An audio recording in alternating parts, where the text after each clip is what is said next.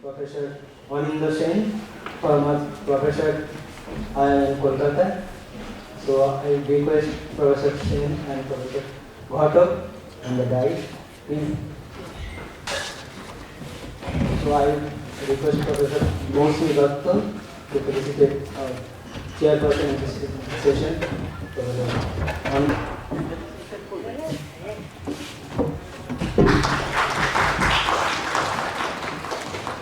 I request the Professor Valedictory to felicitate speaker.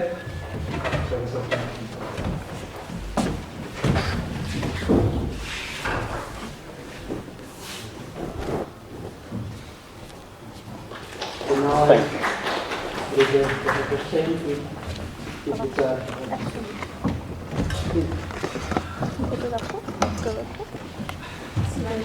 Oh, wonderful. Thank you. Very nice. Thank you.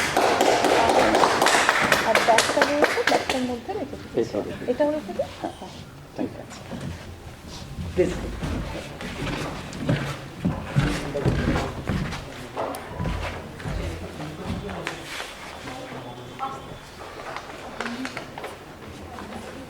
Okay, good afternoon to all of you, and this is the valedictory session. So, it's last session of two very eventful days. I'm extremely impressed by the wonderful show put up by the faculty members of the economics department. So before I introduce the speaker for the evening, I would also like to just mention that we are honored to have with us one of the great stalwarts of economics. Many of the current generation would not actually be familiar with him. Professor Mukul Majumdar, he's sitting at the back, okay,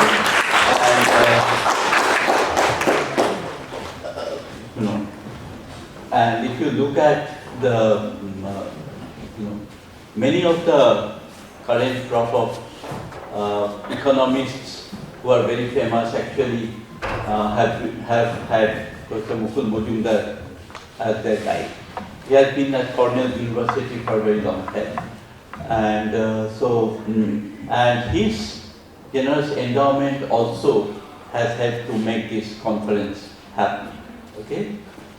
About Professor Maitreesh, typically we say that the speaker is so well known that there is no need to introduce the speaker, but again, some of the participants here, the younger participants, may not know some facts about Professor Maitreesh. So I'll just mention a few things. He is a presidential, of course. Which year did you? 89. 89, batch. Okay. So he is, of course, a professor of economics at the Department of Economics at the London School of Economics, and he was earlier teaching at the University of Chicago, completed his PhD from Harvard University, and he's an elected fellow of the Econometric Society and elected fellow of the British Academy, a fellow of the International Economic Association, and so on. And he's an editor of Economica.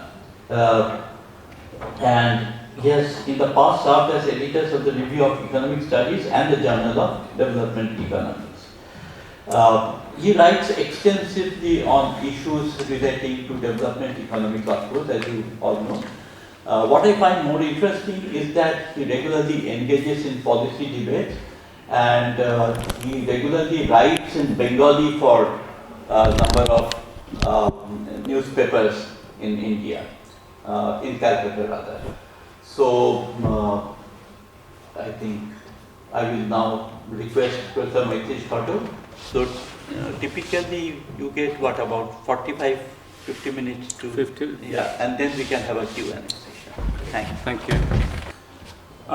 Thank you for hosting me to this conference. I was here maybe 6 years ago, pre-pandemic, so it's my next visit to the college, and it's always a real pleasure and nostalgic to be back. It's also a great honor to be speaking in this particular lecture. And Mukulda, who we just heard about, interestingly, one interesting thing, autobiographical or anecdotal, is my parents, who did their masters in Calcutta University in political science, had N.C. Mujumdar as their teacher. I've heard about him from them. But anyway, it's a pleasure to be here, and thank you, Anandada, for that generous introduction. So since I don't have that much time, and I understand that the self-selection has worked in a way that on Christmas Eve, a bunch of people are sitting in a room, possibly listening to boring talk. So I'll try to keep things,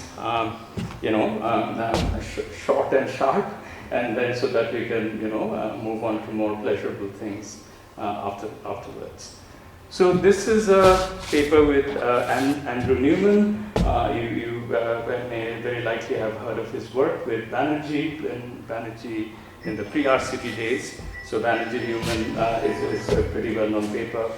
And so in a way, for both of us, we have, other than with, again, some very distinguished alumni of Presidency, such as Dev Rajde and Dilip Mukherjee, Andy and I, we have formed a research network in theoretical development. It's called THREAD, Theoretical Research in Economic Development, and some others. So what this paper tries to do is a convergence of various interests and themes. And if I have to put it in one line, really, it is going to be this, that a lot of the literature on poverty traps, which, again, is the literature to which this contributes, essentially assumes some form of indivisibility or non-convexity somewhere. And that, coupled with some market frictions, would tend to sort of history dependence. I'm speaking very loosely. For everything you say, there are other, cases which is not strictly fit into that. So what we try to do is really come up with an example and work it out, where essentially you can show that you don't need that. You need, of course, some friction, otherwise you would get convergence as in standard growth models. You need a friction, but with capital market frictions and endogenous occupational choice with sort of labor market, the returns being endogenously determined, these two mechanisms can interact with itself to get you history dependence. So which is interesting because our, technology is going to be completely, essentially convex. Okay, and that's really what we do. Of course, other than trying to figure out something that we have been trying to figure out, whether, that has its own value, but clearly, this is a contribution to development and growth. So clearly in the next couple of slides, I'll discuss a bit as to why should you care, now that we have, hopefully have a satisfactory sort of version of what we were trying to do.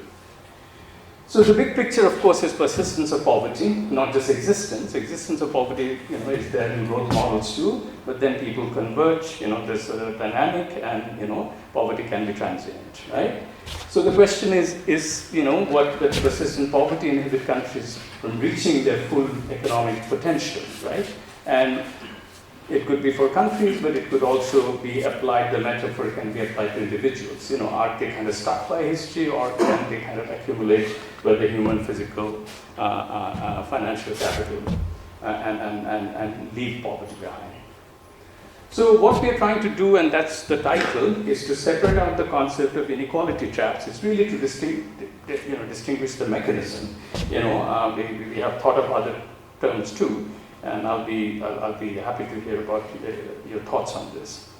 So essentially, there's clearly some common elements of the two, and that's going to be key to what I do. So, but as I said, the broader economic motivation is still persistence of poverty, which is kind of goes against the diminishing returns means if you're starting low, you're going to have high returns, and even if capital markets are, say, absent, Robinson Crusoe can then accumulate, and then you can get to understand kind of conditions, you can converge. Of course, you can converge to a not a great steady state. That's the sort of conditional convergence interpretation of Barrow and others, right? The idea is that then you have to either invest in some infrastructure, law and order, institutions. You can put in all of that in what is called the A, whatever is that production thing. So that is there. So therefore, that could be one theory of why poverty persists, that yes, people reach their steady state, the steady state is not so great. Yeah? The alternative view, what we call the poverty trap view, is something that both Andy, me, and many others have worked on, is the idea that there is some underlying imperfection, and that essentially gives an advantage to having wealth. Because think about it, in terms of resource allocation, how much wealth you have should be orthogonal to what you should be able to earn as income. Because, in the end, capital is just a factor of production. If you need to rent an office to run a business, you rent an office to run a business. Just because you inherited an office, that itself shouldn't give you an advantage. Because if somebody has better ideas, that person will rent the office from you and produce more surplus, and the market should facilitate that, right? So that's a kind of poverty trap view. And one of the canonical models that's been used a lot, but that by no means is the only mechanism. There are many others. I have a review paper, and there are several others. Azaridis and others, and so therefore I'm not even going to attempt the broad overview of these mechanisms. But the main idea is that if your wealth is below some threshold, right, you're unlikely to be able to climb up. So the analogy I give is, suppose there's a slide or in a park, and you are sort of naughty enough to try to run up the slide as opposed to what you're supposed to do, which is to.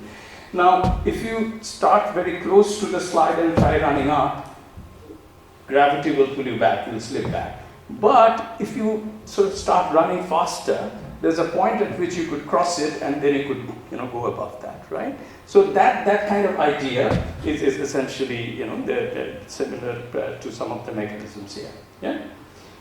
But in the inequality trap's view, all this stuff, right, that's going to happen. Of course, as I said, that we're going to have market imperfections. In particular, we're going to shut down the credit market. But still, there's no other distortion from sort of the perfect market, so a smoothly functioning model. And all the action will happen through labor supply and demand in this model. It doesn't have to be. You could generalize the model. Therefore, technically, it's a GE effect. But it's not, of course, a fleshed out general equilibrium model, but there could be many other markets, etc. It's a pretty simple model. And the main idea is almost painfully simple. The main idea is this. So the important thing is the whole thing is convex. So the poor actually earn sort of returns that are higher than the rich, but there's diminishing returns. And in particular, we'll have a brutal form of diminishing returns that after K upper bar, it flattens out. Before that, you can, and capital markets are not there, but you can accumulate, and you're accumulating at a pretty good pace because initially, because of the diminishing returns. It's a well-behaved technology, right? It's really the following, that if you have a bunch of people who don't have K-bar, so at K-bar people will stop. There's no point putting capital into the sort of production firm anymore. You want to put it in some risk-free interest rate and earn that return, right? But so long, if there's a lot of people who have way less than K-bar, say A, right, and you integrate up the labor demand that comes from that, if it is basically falls short of a certain amount, right, so that means there won't be enough demand for labor in this sort of economy. And that will basically push wages down. And that will essentially make upward mobility difficult. And in our model, there will be stochastic kind of shocks. We'll model in a particular way, and that's the mechanism. Now, there are echoes with Banerjee-Newman. If those of you know the paper well, and I'm going to, the next slide hopefully is going to sort of clarify the connection. So, and these are all example papers. There's no attempt at being representative or fair to the literature about various people who have worked on this area.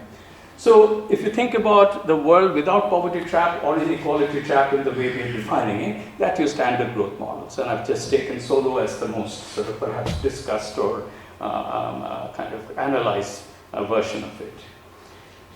If you look at the standard poverty trap model and take the basic version of Galois-Zaire, and again, many models that are, and it originally goes back to Nernst, Leibenstein. There's an entire literature. Again, because I have worked on this and I've written a review paper, I'm tempted to lapse into a bit of a literature discussion, but let me not do that. I'll be happy to come back to it if you have questions. But Galois-Zaire in particular is, I think, one of the first papers in recent times that model this particular combination of non-convexities in the production, some lumpiness in the investment you need, and absent capital markets. And that basically means those who have less than, say, some K lower bar threshold are going to be stuck there, right? So that's kind of and my recent paper with Balboni Bandera, Burgess, and Heil, we kind of, essentially develop a version of this and empirically take it to subject it to some tests. But those are the worlds that are poverty trap model.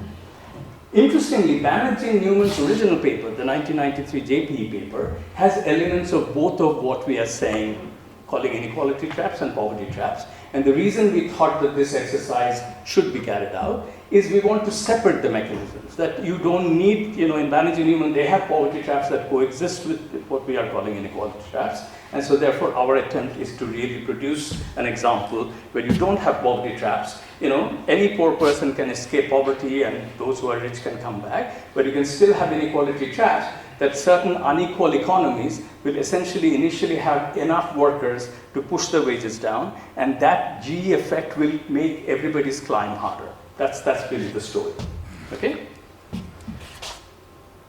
So, since we have very limited time and I want to sort of really get to the analytics of it, I'll just make a few remarks without sort of going into many sort of conceptual issues that come up.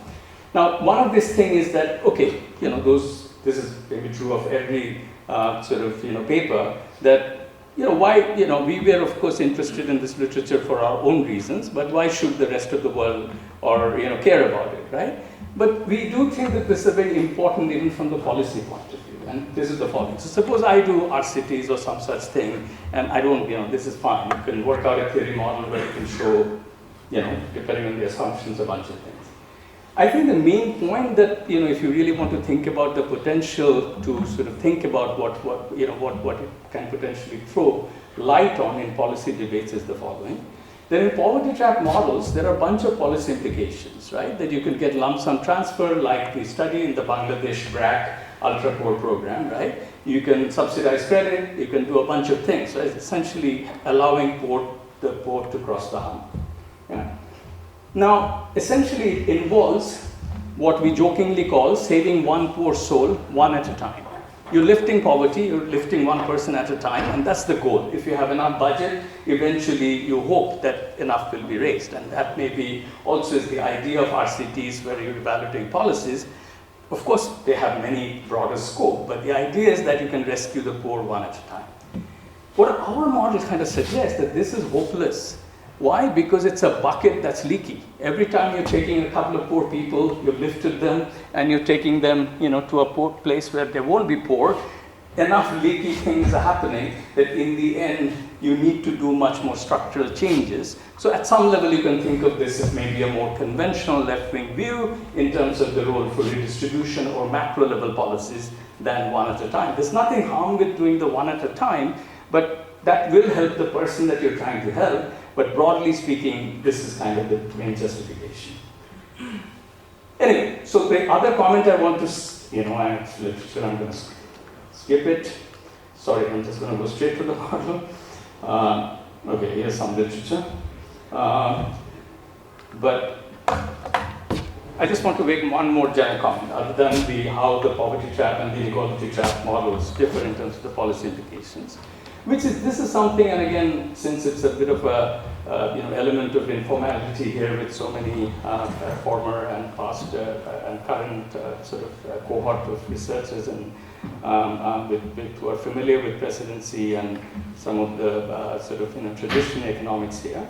When I first landed in Chicago with my first job, me as a somewhat left of center Bengali, working on issues of redistribution, inequality, and poverty, I was a bit fish out of water, but I wanted to be that fish out of water. I really wanted to understand and learn from maybe some of the best people who could, essentially.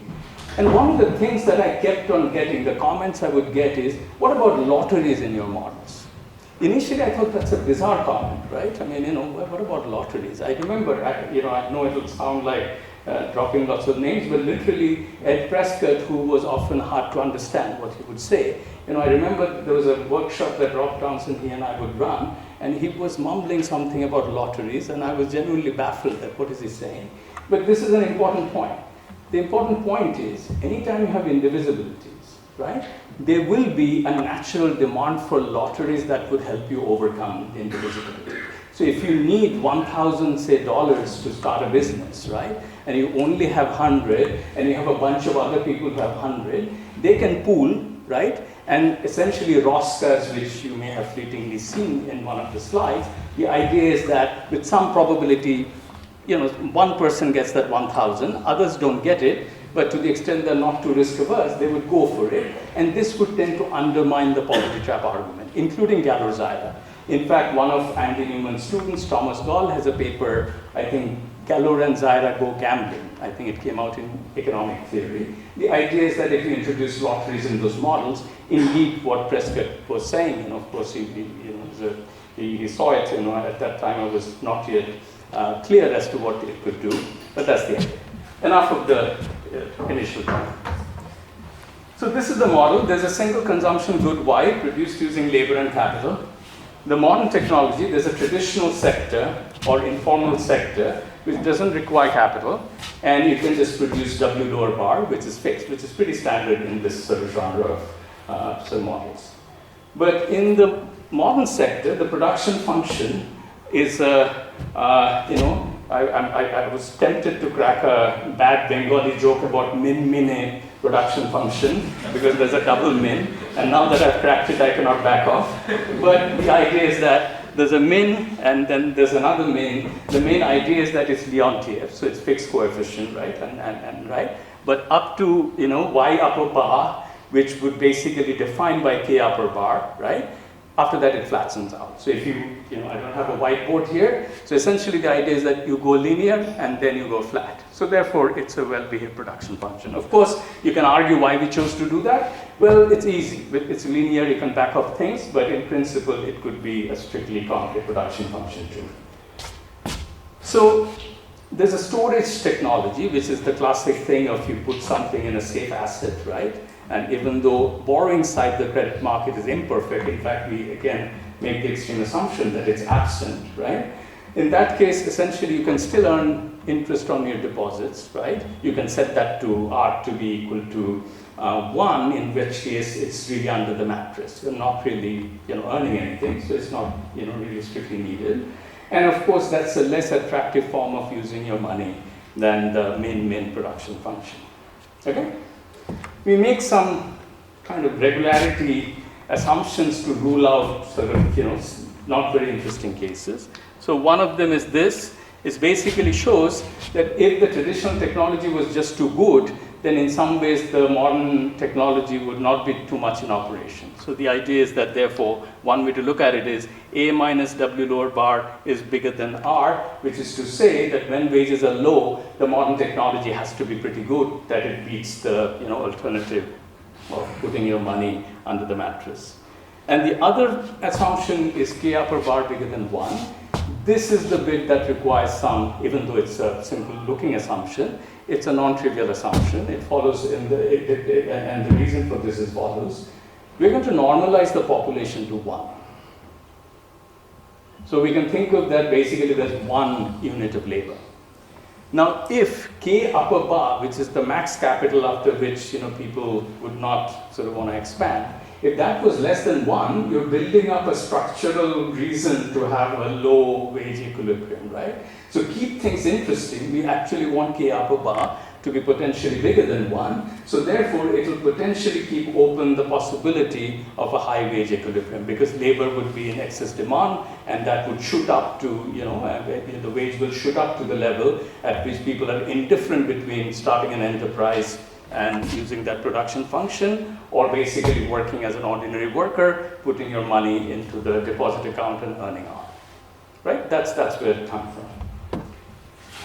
Okay, this slide can be summarized by the fact that, of course, in these models, you could have Barrow-Becker altruistic preferences, which, in some ways, at some level, are better micro-founded, but often in the literature, again, for tractability, people assume what have been loosely called warm glow type preferences, which says that every generation essentially lives for 2 periods, one when they're young and one when they're adult, And when they're adult, they basically split their money into bequests, which could also be interpreted as investment on education of their children. So whatever that is, that's going to directly help the next generation, versus consumption, which is shared with the kids that they have then, and then the kids, when they're adults, they receive the B, that becomes their initial A asset. Yeah, that's the idea. So essentially, we assume that this beta is the coefficient in this utility function, which kind of gives you the propensity to bequeath assets, right? And we assume that this varies across individuals and independently over time with lineages. And interestingly, the way we introduce shocks in this model, right? And this is something that, you know, I had originally with my paper with Jiang, one of my students from Chicago. We have a JD 2000 paper. The idea is that if you introduce production shocks, it just becomes a little bit more cluttered. So we just essentially assume bequest shocks, that your parents could either, you know, bequeath you at the rate beta upper bar, which is kind of high. Otherwise, they bequeath you beta lower bar, which for simplicity in some cases will set to 0. So in that case, the parents, either for their medical emergency or for the luxury vacation they really wanted to take, doesn't, you know, they don't leave much to you, okay? And that is going to create the shocks as to why a rich person could become poor, and that will be the idea. And similarly, there could be a poor family descendant who had generations of sort of, you know, lucky descendants who all got the beta upper bar, and they could potentially climb up to accumulate, say, K-bar levels of capital. And this is the idea that, again, it's parallel to what we had before, that we basically want to make sure that the modern technology is productive compared to just passively putting your money in the bank. Right? So this is the story. Labor markets are competitive. In the entire analysis, labor supply and labor demand are the equilibrium conditions we're going to play with. That's it. All we're going to do is we're going to have fairly standard transition equations to the bequest behavior, and you could either have a low wage or a high wage situation, and then you would have these two possibilities. You got hit with a beta upper bar or with a beta lower bar, and that's going to be the sort of transition, right? And you also basically have this, you know, in every generation, given the distribution of A, right, is going to supply and demand for labor, and that's going to basically spit out a wage rate. And that's how the model is going to be solved. Yeah? So, we have a version of this worked out with imperfect capital markets, which is to say they exist, but they're imperfect. All that would do is change the thresholds in terms of what amount of wealth is needed to basically, you know, get to the level of K upper bar or whatever, you know, so that you can pass enough money to the next generation. So to keep things really simple, we assume people can borrow. So you have to have your wealth, otherwise you cannot start an enterprise. But whatever money you have, you can always put it into the deposit account and earn R, and anybody can basically work or start a business, depending on how much money they have. There's no heterogeneity in ability, for example. That would add a complication as to, you know, some people may be good at becoming entrepreneurs and others good at being workers. Again, to keep things simple, we are sort of, you know, ruling those things out. And of course, if you really conceptually think about what distortions we are assuming compared to a fully frictionless sort of economy, right? There's an implicit one which maybe, again, like lottery is not so obvious, is you could in principle have a market that insures people against this, you know, shocks that they receive in terms of bequests, right? And, you know, for example, the annuities market could be that, right? So we are implicitly, of course, assuming not just the credit markets are imperfect, but there's no insurance against parents not passing you bequests. I think it's a reasonable assumption. It's just really, it's possible to think about alternatives, but it's not so obvious. The capital market, of course, is a serious one. So this is, you know, obviously involves a little bit of spelling out the sort of details of the model. So, and it's very important because the rest will be mostly diagrammatic arguments. So if you have A less than K upper bar, an agent's payoff is going to be A minus R minus W times A plus W plus AR. Okay, what does it mean? A minus R minus W is your net profits after you're paid for the capital, opportunity cost of capital, and the labor that you're using up, right? And that is getting hit by A because of the Liontiev. It's linear up to K upper bar. So that's the first term. Why have I added the other one? It's full accounting, it's full income. Because you could sell your labor somewhere else, you should also sort of take into account that your own endowment value, W plus AR, should be taken into in terms of your full income, right? And that gives you that expression. And for A greater than or equal to K upper bar, you're going to basically get the similar expression, but you have hit the max. So you're going to do A minus R minus W times K upper bar, and it's a constant, right? And any extra A you have is just going to be yielding you return at the rate of R. And this is where you can see the diminishing returns kicking in. The poor actually have an advantage because at that stage, having an extra bit of capital will give you essentially A minus W times A, that will be the marginal return. Whereas here you're stuck at A minus W minus R, essentially you're not gonna, I'm sorry, here you're stuck at A times R. That is the rate at which you'll go because you max out at K upper bar.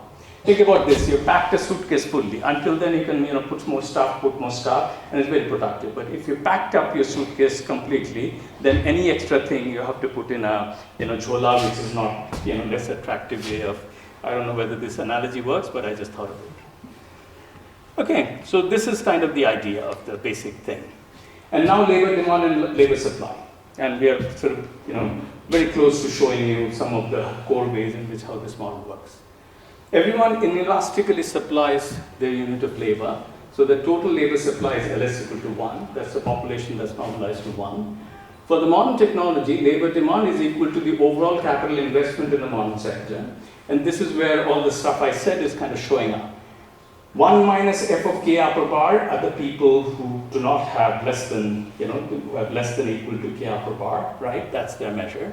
And you're hitting that with K upper bar because for every unit of capital, there's a corresponding amount of labor you're demanding. So that's the total quantum of labor demand that is coming from the maxed out entrepreneurs who really have hit the upper limit, right?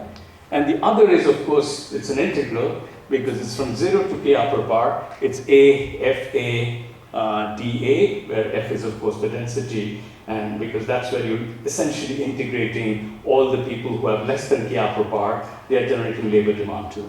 So it's, it can be simplified to this using integration by parts. And then essentially this becomes interesting that since we assume K upper bar to be bigger than 1, right? If it was less than 1, you can see what the problem would be, right? It would be have a structural reason to be essentially creating excess labor supply. We don't want to have that. We want to tie our hands behind our back. So then depending on this F, you could have labor demand that could essentially exceed 1, in which case wage will shoot up to W upper bar, or you could have it less than 1, in which case it will fall to the floor and it will be W lower bar. Now comes the dynastic kind of, wealth transition, and Anjula, how much time do I have? Because I lost a bit of track. I think 50, 20. Okay.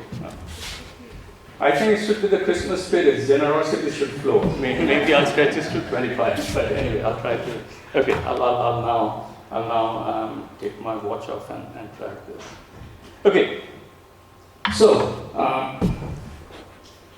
this is going to be the wealth of a lineage that follows stochastic recursion.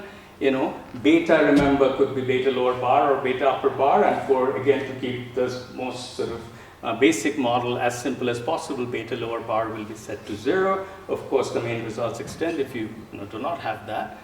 So if you have A less than K upper bar, right, that's you who got A. How did you get A? Because your parents passed on small b to you. What was that small b? It must have been beta upper bar times whatever wealth they had. That is how it came to you, and any profits they earned. So that's the top line of this, right? A minus W times A plus W, right?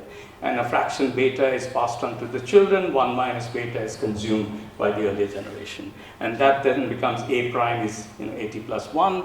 And you could write AT on the right-hand side. Otherwise, if you have A greater than or equal to K upper bar, again, it's the full income that the parents earn, right? That being hit by beta, and again, beta could be beta high or beta low, and that's pretty much the story, right? So since bequest parameters realize independently, and that's of course a strong assumption, but we assume that across lineages, wealth, and time, and in particular, we are not allowing pandemics or financial crisis when everybody's beta gets hit at the same time, right? That will clearly not allow us to tell our story, yeah? So we're assuming that truly IIT, right? So therefore, there's potential for insurance, intergenerational insurance markets that could kind of take care of that idiosyncratic risk, yeah?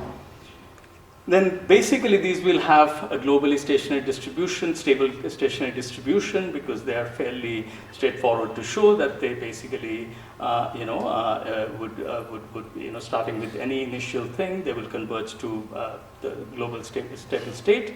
Each distribution that is stationary given the wage and clears the market at that wage will be locally stable. So here the story is, if you have a particular wage, right, and then you can work out this iteration that will take you to a globally stable distribution, then you have to check whether at that globally stable distribution, the wages are still supported by labor supply and labor demand. And essentially, this is the double check you're going to do, right? If not, then that will not be sustainable, and that's the kind of core idea. So the typical recursion diagram would look something like this. So you have A on the horizontal axis and A prime on the vertical axis, right? And this is basically showing that if you have beta upper bar, then what happens is if you have after K upper bar, they are parallel, because essentially after that more wealth only means that you basically benefit at the rate of R, right? That is how it grows, and that part is parallel. But before that, of course, if you have less than that and you get a beta upper bar, then you are benefiting from that, and therefore that line is steeper. Yeah? This would therefore be a typical recursion diagram for W less than W upper bar. But clearly, if beta upper bar and beta lower bar are small enough, there can be only one recursion thing, and then it's typically going to be the either always the low weight steady state or always the high weight steady state. This potential for multiplicity, that starting with any initial distribution, right, depending on whether it's equal or unequal, you can have, for the same parameter values, you can go to very different steady state, one that involves low wages, more inequality, and low per capita income on average, and the other will be high wages, less inequality, and higher level of per capita income. And both is, similar things happen in Banerjee-Newman, but here the thing that we are taking out of that model is this indivisibility assumption. Essentially, there you needed a certain minimum capital threshold to start a business. So naturally, inequality is going to be bad, because not too many people will be able to sort of have that lumpy investment. So this is the kind of first result. We want to, what I verbally said, we want to establish the existence of multiple locally stable stationary wealth distributions with different aggregate properties for an economy with convex technology.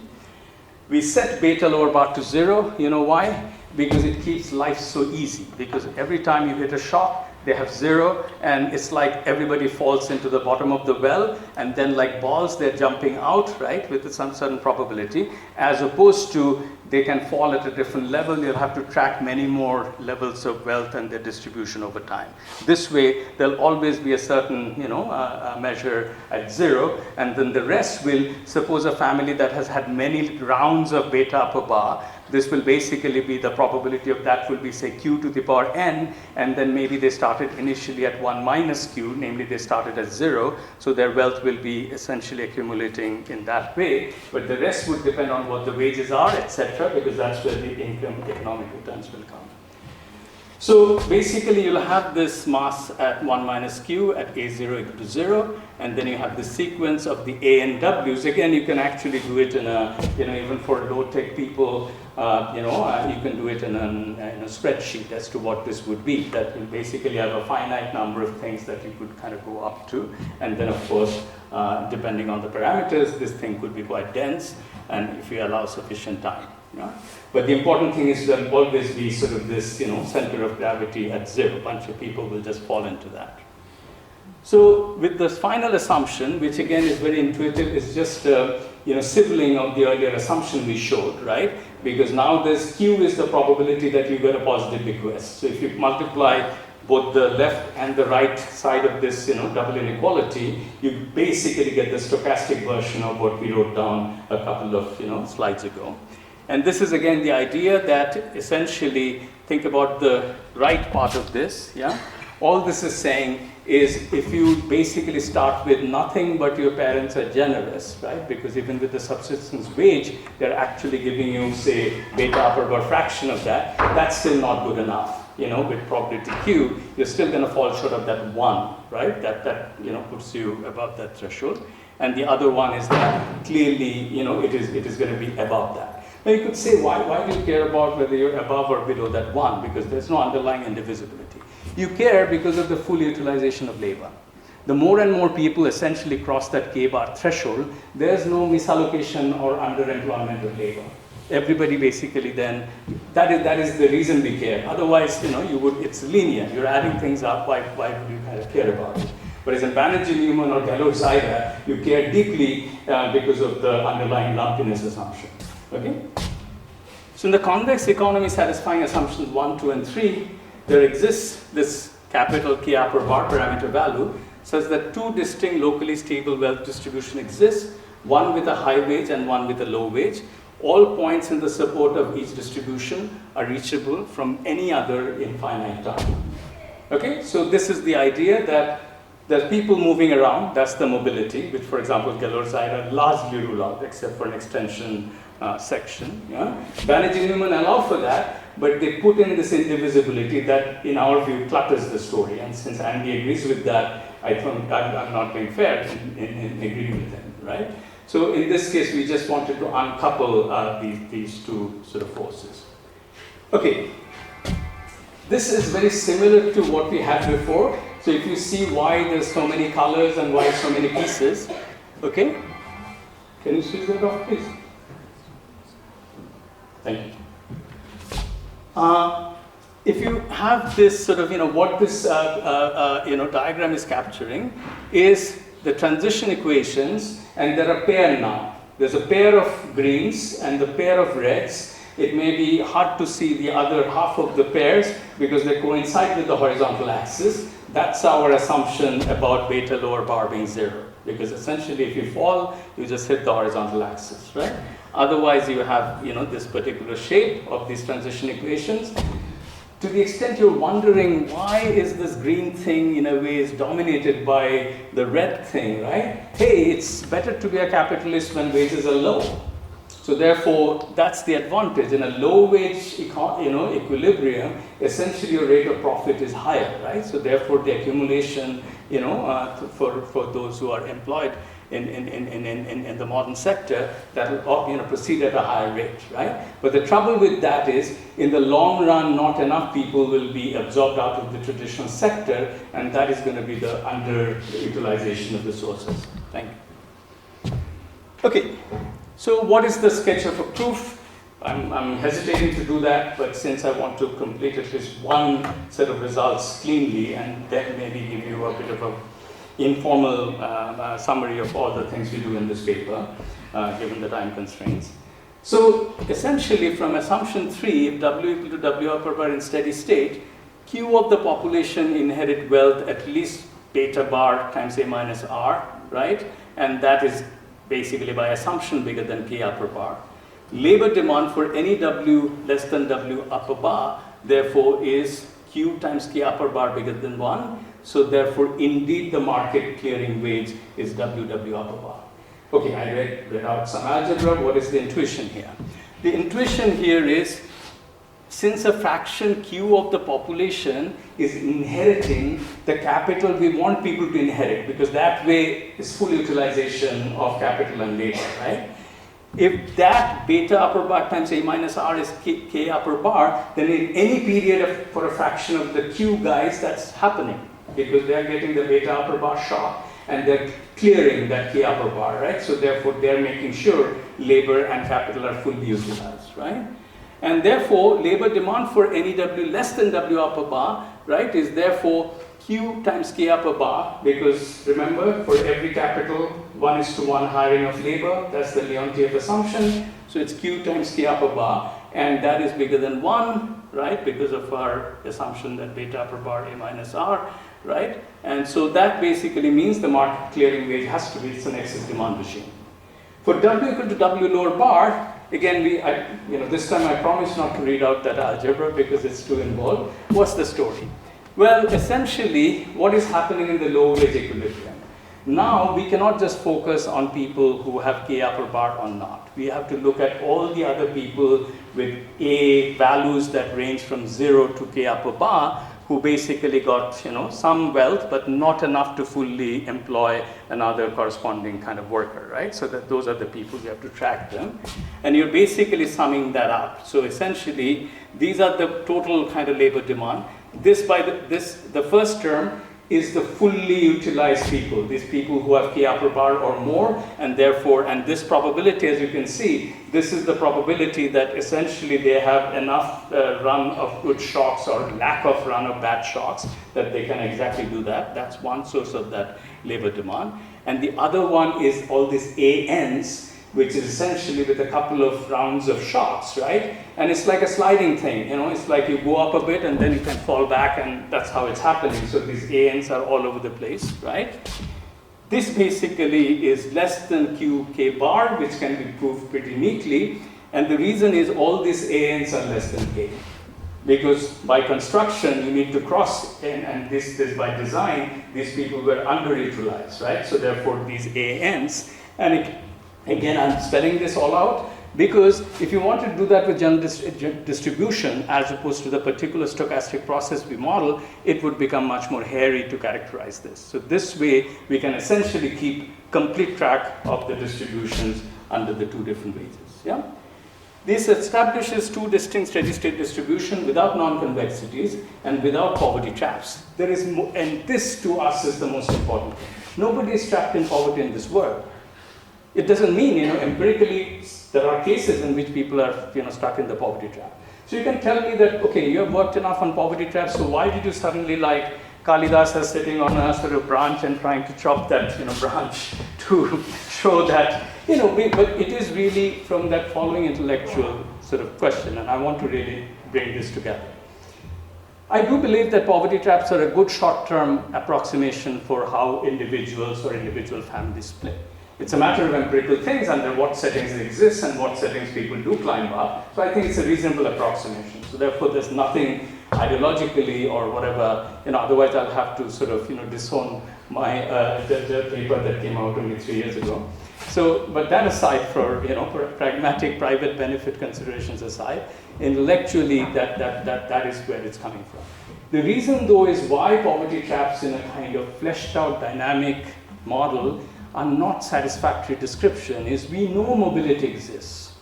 We know mobility exists. From the rags to the riches it happens, as much as from riches to rags it happens. Okay, maybe bankruptcy laws help in certain cases, but I will keep my political allusions minimally. Yeah. If you're born with enough, you can still blow a lot of it, but then maybe you can still not become completely a pauper. Yeah. So this is the idea, and it is true that Galois allow for mobility in their model, right? You can do that, but they assume exogenous probabilities. So, for example, say with lambda, a poor person can become rich, or vice versa, and similarly, say for theta, rich person can become poor. Then you could even sort of characterize, depending on the values of these lambdas and thetas, under what conditions you'll have a high wage or a low wage steady state in the Galois model. But that would be a little bit of strange because you can pull two parameters outside of the model and then say that, okay, this can therefore, Sweden is not caught in a poverty trap because they started more equal compared to the UK. And similarly, you can do that with Philippines and Korea. If you remember, Benabou had this nice paper in 1996, NBR Macro Manual, about inequality and growth, where he started up with this striking example of Philippines and South Korea at similar per capita incomes in 1960, and then the rest is history, etc. Yeah? So that's kind of the idea. Now a couple of economic implications. wherever the two types of steady states coexist, mean wealth and income are lower in the low wage steady state than in the high wage steady state. Essentially, the first part is fairly straightforward. If there was a capital market, all this would go away. Because whatever, if you're doing A, clearly somebody should give you K bar minus A, and you should be able to give back that person something that is at least higher than R, and that would essentially restore the economy to the fully efficient equilibrium. Yeah? So you obviously need the capital market imperfection for our story to hold, and because of that, essentially that kind of immediately suggests why you have lower per capita income in the low wage steady state. There are a bunch of underutilized sort of firms which should be larger, and of course if you allow for firm heterogeneity, the distribution, in terms of fund size would shift rightward, and that's kind of not happening. Yeah? So that part is kind of clear, right? That as to why you would have essentially lower average output in the high inequality, low wage steady state. The other one is also straightforward, but maybe a little bit less obvious than this one, is the idea that in the high wage steady state, all the equalizing forces are at work because the wage has risen enough that the returns from entrepreneurship and returns from being a worker are equal. Otherwise, not too many people would want to run the machine. Somebody has to sit and run the machine, and the other person has to, say, feed the machine. If I think of this analogy, you need both. It's Leontief, right? So for that to happen, you have created a great degree of sort of equalization there. And then, of course, because of this, despite the beta upper bar, beta lower bar shocks being there, largely speaking, the distribution will be more compressed. And that's what we formally show, which will not be the case under the low wage equilibrium. Yeah, and it doesn't really, these are sort of our ways of saying that this is basically showing the high wage steady state wealth distribution. Essentially, second order stochastically dominates the low wage steady state. That's our formal way of stating why you will have less inequality under the high wage steady state. Okay, so this is pretty much the first half of the presentation, but since I don't have another half of the time that I would need to cover this, I'll just describe verbally, if I may, just in a couple of minutes, what we do for the rest of the paper. So essentially, it turns out that despite all the simplification, this model is not tractable for global policy analysis. For example, suppose you want to do redistribution. How should you do it? What is the level of initial wealth you need overall to be able to sort of rescue this economy from the et cetera, et cetera. So this turns out that despite all the simplifications we made and make the distribution fairly, as bare bones as possible, that's hard. So we basically, do something which may be a little bit of a awkward thing to do, given what we said about we don't want the non-convexities. We kind of bring back the Lohr-Zaira Banerjee-Newman type model, but allow lotteries. So indeed, therefore, initially our paper's title, which right now we're in a dilemma. Right now, I think I'm weighing on having a shorter and simpler title, Inequality Traps. But the last time you presented in Boston University, where Andy organized a conference on macro and micro development, we call it Inequality Traps in Convex and Convexified Economies. And convexified is the lotteries. So therefore, de facto it's similar because of the lotteries, right? You are going to convexify the wealth, the values that people have, the V of A's, right? But it is through the lotteries. And the main idea will be, suppose you are zero, right? Basically your parents didn't pass you anything, right? You would still basically want to, the parents have passed you. No, you're not zero. The parents have essentially given you beta upper bar, W lower bar. So they didn't have much, but they certainly have the subsistence rate, so you have something. So a bunch of us would be willing to take a lottery, depending on the number of people that are in the economy, who would then basically, all of them would have essentially the K-bar equivalent capital that is needed. Of course, that fraction could be pretty small, and everybody being risk neutral, they would go for it. And that would essentially, in risk neutral expected terms, would make the value functions very similar to what we have. 3 bullet points. What do we do with this? We provide similar characterizations, but then we carry out some policy analysis, which is, as I said, that we try to do that with the first model, but turned out to be less tractable than we'd like. First, we show if the initial level of overall capital available or wealth available in the economy crosses a certain threshold, that a one-time redistributive policy can basically get you into high wage steady state, starting with the parameter values in which both could exist. Yeah? And remember, in all of this, we are continuously allowing the lotteries. So even with redistribution, after that, people can still go for the lotteries to have the full convexity age. Then we realized that this is a bit hard, and it shows that unless you have sufficient enough wealth, maybe, in fact, Andy's favorite example is China, that if you didn't have initially enough kind of endowment to redistribute, right, that might essentially lead to stagnation, etc. And in that case, you would, that would not be enough, right? As opposed to if you started at a higher base and did redistribution, maybe Weimar Republic, that you were going to get, that could create this sort of more positive dynamic. But those are his suggested examples. So we also allow for the fact that suppose we want to do periodic, every year we try to, or every period, we try to do the minimal feasible level of redistribution, right? Then we show that under fairly general conditions, you can get the economy out of this sort of inequality trap. That every period you take into account how much of wealth is around, and you get a fraction above this, and then let the kind of dynamics take over. The final result, though, is what is beaten by all of this, and this might sound strange coming from, especially my Chicago colleagues might not like me saying this, but these days people's views have changed on minimum wages in general in labor economics. A minimum wage policy would actually do better in general than even this sort of, sequential redistributive policies, and the reason is as follows. Okay? And we are ruling out the typical negative effects minimum wages have, which they undoubtedly do, right? So therefore, this is not like we are advocating that's what you should do.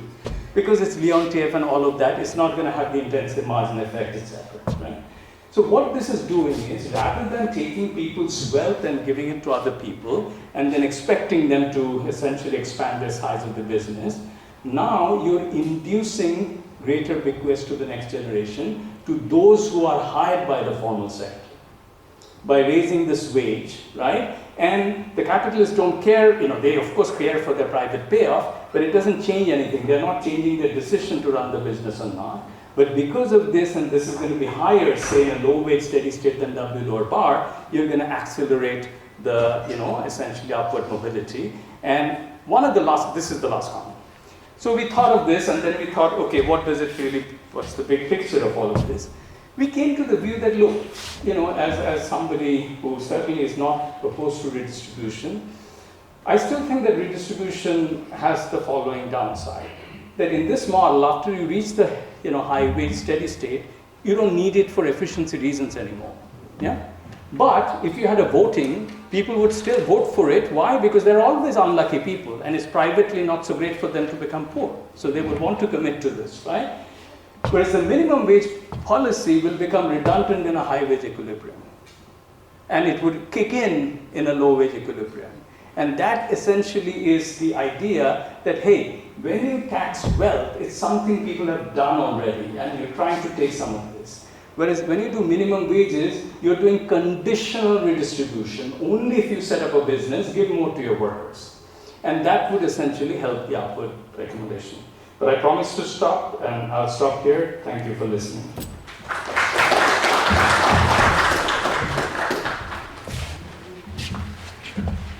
So thank you, Maitreesh, for that sort of insight into inequality traps and how they can be perpetuated. See, we are all used to thinking of poverty as always a bad thing. I think even Chicago school people would agree with that.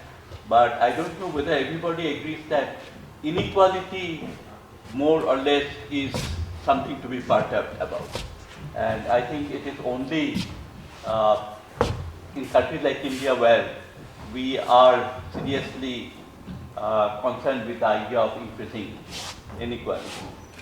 Just before I open up the whole thing, I'll just make one comment. You have talked about policies, of course, minimum wage policies and all that. One interesting thing struck me.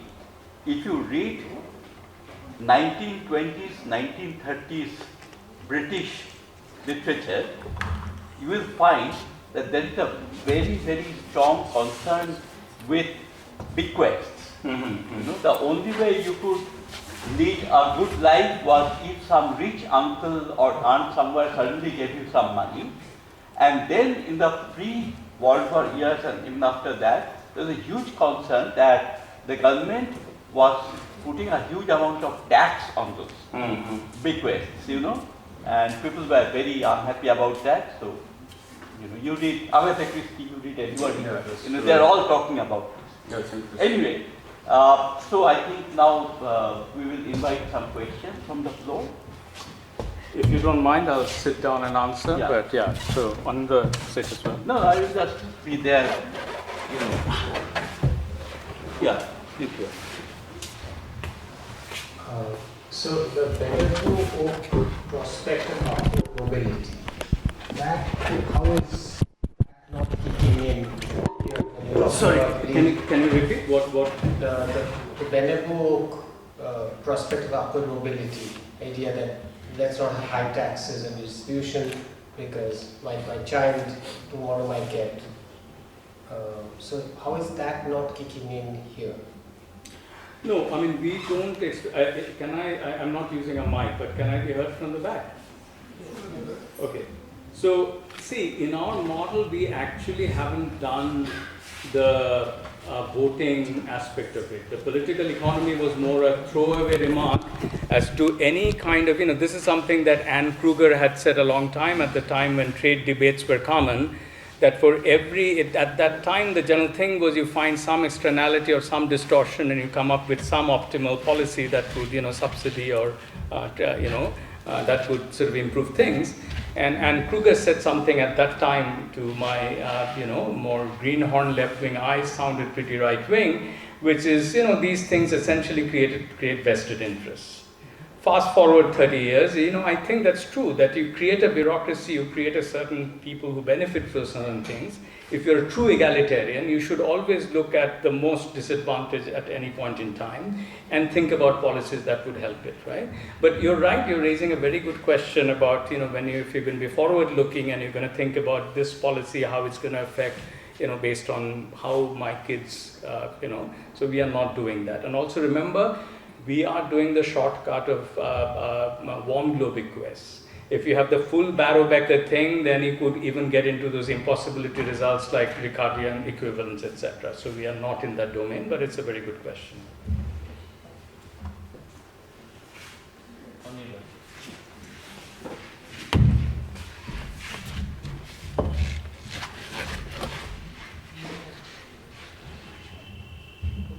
So I was trying to understand the core intuition of the model.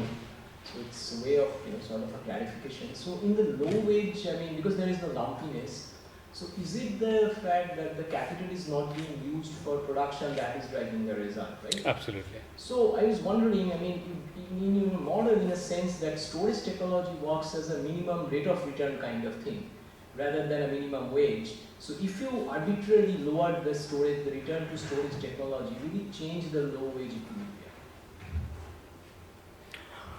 That's a very good question. I'll have to think through it.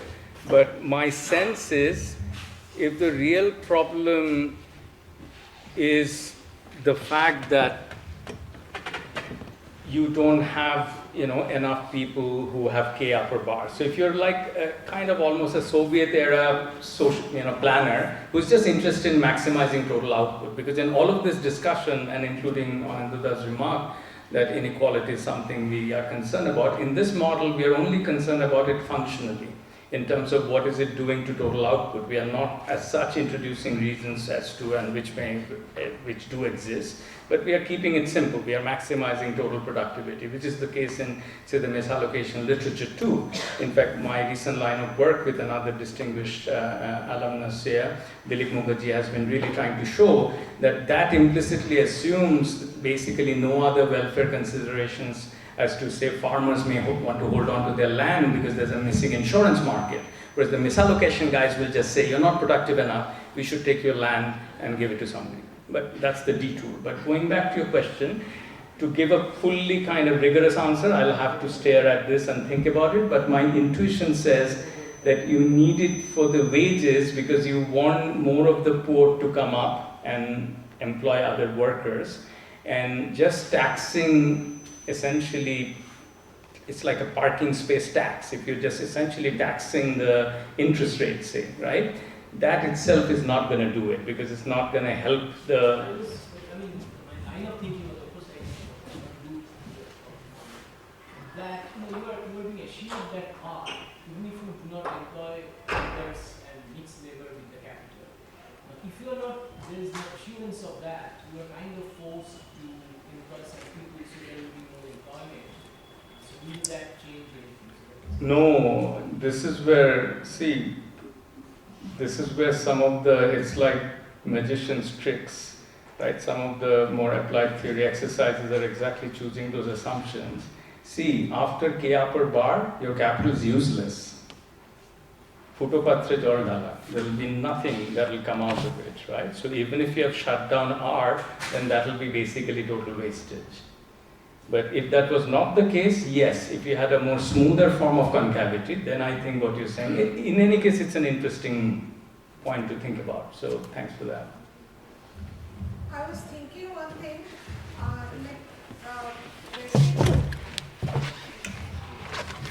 the basic inequality, I think, begins with like wage differential, which results in earning differential, and one of the reason why wages are different. Okay, the poor people and the earning, earnings are different. There's only one type of labor and one wage in this economy. The equilibrium. Like for the low educated, unskilled workers. Okay, the wages. No, that's not. That's what we find in at least in the informal sector labor market, that wages are much lower for the people who don't have skill and who don't have any other, not educated and all. And so they are perpetually poor, and their children also do the same kind of job and they remain poor. I'm sorry, I don't mean to be rude and interrupt you, but you're describing exactly what will happen in a poverty trap equilibrium. No, the thing is that so if the আমাদের মডেলে একটাই wage আছে. There's only one wage in our model. There are two possible equilibria with a high wage and a low wage, but otherwise there's only a single undifferentiated labor. And what you're describing is part of our model, that if you're starting poor, then your children are not going to get a bequest. So I was, if you had a specific question, I could try to answer that.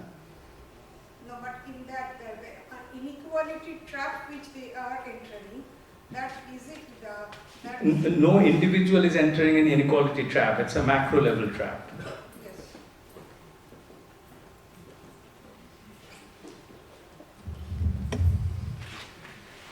We can take a couple more questions. Any other comments or questions? Well, not comments. Please, yes. I'll just yell it out. What are the mobility properties of your model? You take some of the basic upward mobility measures or garages or some other folks. What goes on at the equilibrium and how to equilibrium? I'm just kind of curious about that. Yeah, so in the way, maybe you missed out the first parts, the way we model it, because we do want to have it endemic in the model and not just throw in some random stuff. So we basically have the possibility that when people leave bequests, they either leave a certain fraction, that suppose your whatever overall income is say X $1,000, right? You're leaving say 50% or 30% of that for your children. But there's a shock with probability 1 minus Q, you leave nothing. And that is basically causing the relatively rich to then start at zero. And on the other hand, you have the virtuous poor who are, basically got a generation of very caring and thrifty parents and grandparents who can build up. That's why how we are doing it. Of course, in this model, you could add production shocks. You could also add, essentially shocks to your wealth, that for whatever reason your factory burns down. Those just create more complications, because in the end it's the value functions that we want to play with. And if you just directly hit it with a beta shock, high or low, that keeps the analysis tractable. Thank you.